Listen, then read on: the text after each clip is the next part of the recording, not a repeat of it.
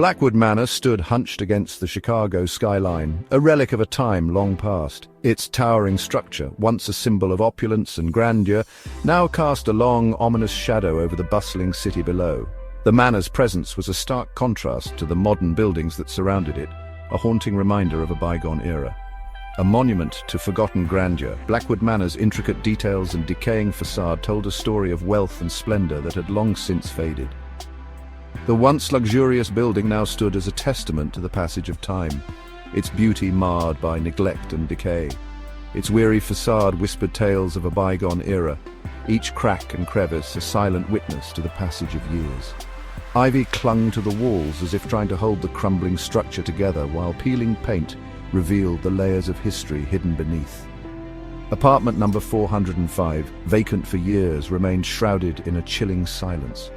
The door, slightly ajar, seemed to beckon to those brave enough to enter, yet no one dared. The room beyond was a time capsule, untouched and undisturbed, its dusty floors and dim lighting adding to the eerie atmosphere. Dust-caked windows stared out blankly like the eyes of a blind man, offering no glimpse of the secrets held within. Cobwebs adorned the corners, a testament to the years of abandonment and neglect. The windows, once a source of light and life, now served as a barrier between the outside world and the mysteries within. The air around the building hung heavy with a sense of foreboding, a palpable tension that seemed to seep into the very walls. On foggy nights, the manor took on an even more sinister appearance, the mist swirling around it like ghostly apparitions. It was as if the building itself was alive, breathing in the darkness and exhaling a sense of dread. This place held its secrets close, the closed shutters and dimly lit hallways hinting at the mysteries that lay within. Each creak of the floorboards, each whisper of the wind, seemed to carry with it a story waiting to be told. The manor was a keeper of secrets, its walls a silent witness to the events that had transpired within. No one dared to rent the apartment, not anymore. The flickering lights and peeling wallpaper added to the sense of abandonment, a stark reminder of the lives that had once filled these halls. The corridor, now empty and silent, seemed to stretch on forever, a labyrinth of memories and forgotten dreams. Whispers of strange occurrences and unexplained noises scared off potential tenants. Stories of ghostly apparitions, mysterious footsteps, and eerie whispers had become the stuff of local legend. Those who had dared to stay in the apartment spoke of a presence, an unseen force that seemed to watch their every move. The landlord, a stooped figure with haunted eyes, seemed unfazed by the building's reputation. He had seen it all, heard every story, and yet he remained. His connection to the manor was deeper than mere ownership. It was as if he was bound to the place, unable to leave even if he wanted to. He claimed the stories were just that, stories. With a wave of his hand, he dismissed the concerns of potential tenants, assuring them that there was nothing to fear. But his words rang hollow, and the flicker of unease in his eyes betrayed his true feelings. But his forced smile couldn't hide a flicker of unease. The nervous look in his eyes spoke volumes, revealing a truth that he could not bring himself to admit. The manor's dark history weighed heavily on him, a burden that he carried alone. The truth, it seemed, lay buried deep within the walls of apartment number 405, waiting. The room held its secrets close, the air thick with anticipation. It was as if the very walls were alive, whispering tales of the past and waiting for the right moment to reveal their hidden truths. The shadows of Blackwood Manor loomed large, a constant reminder of the mysteries that lay within. Ryan, a college student new to Chicago, desperately needed a place to live. The bustling city was overwhelming, and the dorms were cramped and noisy. He longed for a quiet space where he could focus on his studies and find some peace. He scoured ads, each one more depressing than the last. The prices were sky high and the locations were either too far from campus or in sketchy neighborhoods. His frustration grew with each passing day. Just as he was about to give up hope, he stumbled upon a listing for apartment number 405 in Blackwood Manor. The ad seemed almost too good to be true. The rent was unbelievably cheap, too cheap. It was a fraction of what other places were asking for. And the location was perfect, just a short walk from campus. Intrigued and desperate, Ryan called the number. He couldn't believe his luck and hoped there wasn't a catch. The landlord's voice on the other end was raspy. It sent chills down Ryan's spine. The man spoke slowly, almost as if he were choosing his words carefully. He brushed off the unsettling feeling. He told himself it was the stress talking. After all, he had been under a lot of pressure lately with school and finding a place to live. Maybe this was his chance to escape the cramped dorms and finally have some space. The thought of having his own apartment was too tempting to pass up. He scheduled a viewing for the next day. Ignoring the nagging feeling in his gut, Ryan convinced himself it was a stroke of luck. He packed a small bag with essentials, just in case he decided to move in immediately. The next morning, Ryan navigated the busy streets of Chicago, his heart pounding with a mix of excitement and anxiety. He followed the directions on his phone, hoping that Blackwood Manor would be everything he imagined. When he finally arrived, he was taken aback by the sight of the building. Blackwood Manor was an old Gothic-style structure that seemed out of place in the modern cityscape. It had an eerie charm that both intrigued and unsettled him. Ryan hesitated for a moment before pushing open the heavy wooden door. The interior was dimly lit and the air was thick with the scent of old wood and dust. He couldn't shake the feeling that he was stepping into another world. As he walked down the long, narrow hallway, he glanced nervously at the closed doors lining the walls. Each step echoed in the silence, amplifying his unease. But he pressed on, determined to see the apartment that could be his new home. The musty odor of decay hit Ryan as soon as he stepped inside apartment number 405.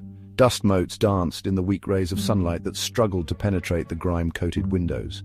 The landlord nervously pointed out the apartment's features. His voice echoed unnaturally in the oppressive silence. Ryan noticed the man avoided looking towards the hallway leading to the back room. Curiosity piqued. Ryan asked about the back of the apartment. The landlord hesitated, his gaze flickering nervously. "Just a storage room," he mumbled, his voice barely a whisper. "Nothing of interest there. Best left undisturbed." His words hung in the air, heavy with unspoken warnings. Ryan, sensing a story, decided to dig deeper. The mystery of the back room had already hooked him. The following nights were plagued by strange occurrences. It started subtly, almost imperceptibly. A faint creak here, a distant thud there. Ryan initially dismissed these sounds as the house settling or perhaps the wind playing tricks, but as the nights wore on, the noises grew more distinct, more deliberate, as if something or someone was trying to get his attention. Each night, Ryan would hear scratching sounds coming from the back of the apartment. The noise was relentless, like nails dragging across the wooden floor, echoing through the silent rooms. It was as if the very walls were alive, whispering secrets he couldn't quite decipher. He tried to ignore it, but the sound was persistent, gnawing at his sanity. Soft, almost inaudible whispers seemed to seep from the walls themselves. They were like ghostly murmurs, just on the edge of hearing, making the hairs on the back of his neck stand up. Sometimes he thought he could make out words, but they were always just beyond comprehension, leaving him with a sense of unease that he couldn't shake. Sleep became a distant memory. Every time he closed his eyes, the sounds would grow louder, more insistent. He would toss and turn, his mind racing with thoughts of what could be causing the disturbances. The lack of rest began to take its toll, leaving him exhausted and on edge during the day. The hallway leading to the back room seemed to stretch endlessly before him. It was as if the corridor had a life of its own, elongating and twisting in the dim light. Each step he took felt like it was drawing him deeper into a labyrinth of shadows and uncertainty. Darkness oozed from its depths. It wasn't just the absence of light, it was a tangible, almost living entity that seemed to reach out and envelop him. The deeper he ventured, the more oppressive the darkness became, pressing in on him from all sides. The landlord's warning echoed in Ryan's mind. Best left undisturbed. Those words had seemed almost laughable at the time, a relic of old superstitions. But now they took on a new, ominous significance. What had the landlord known? What secrets did this house hold? But curiosity, like a persistent itch, gnawed at him. He couldn't help but wonder what was behind the strange occurrences. Was it just his imagination, or was there something more sinister at play? The more he tried to ignore it, the stronger the urge became to uncover the truth. He found himself drawn to the hallway. Each night, despite his fear, he would find himself standing at the entrance, peering into the darkness. It was as if an invisible force was pulling him towards the unknown, compelling him to take that final step. Each night he'd stand outside the doorless entrance, his heart would pound in his chest, a mix of fear and anticipation. He knew he shouldn't go in, that it was probably safer to stay away, but the pull was too strong, the need to know too great. A strange magnetic pull seemed to emanate from the room. It was like a beacon calling out to him, promising answers to the questions that plagued his mind. The light was eerie, almost otherworldly, casting long, flickering shadows that danced on the walls. One night he decided to give in to the urge. He couldn't take it anymore. The curiosity, the fear, the sleepless nights, it all culminated in a moment of decision. He had to know what was in that room, what was causing the disturbances. He had to see what lay beyond. With a deep breath, he stepped into the darkness, his heart pounding in his ears. The air was thick, almost suffocating as he moved forward, each step taking him deeper into the unknown. He had to uncover the source of the scratching, the whispering, the fear.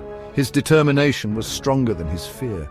He needed to confront whatever was lurking in the shadows, to bring light to the darkness that had haunted him for so long. Determined to find a way into the hidden room, Ryan examined the wall at the end of the hallway. He ran his hands over the aged wallpaper. One section felt different, colder. He pressed against it. To his surprise, it gave way slightly. A hidden door. He chipped away at the plaster, revealing a narrow passage. Heart pounding, Ryan squeezed through the opening. The passage opened into a small, dusty room. Moonlight filtered through a boarded-up window, illuminating a single piece of furniture. An ornate, full-length mirror stood against the far wall. Its silver surface was strangely clear, free from the dust and decay that covered everything else. As Ryan stepped closer, he noticed something chilling. The reflection staring back at him wasn't his own.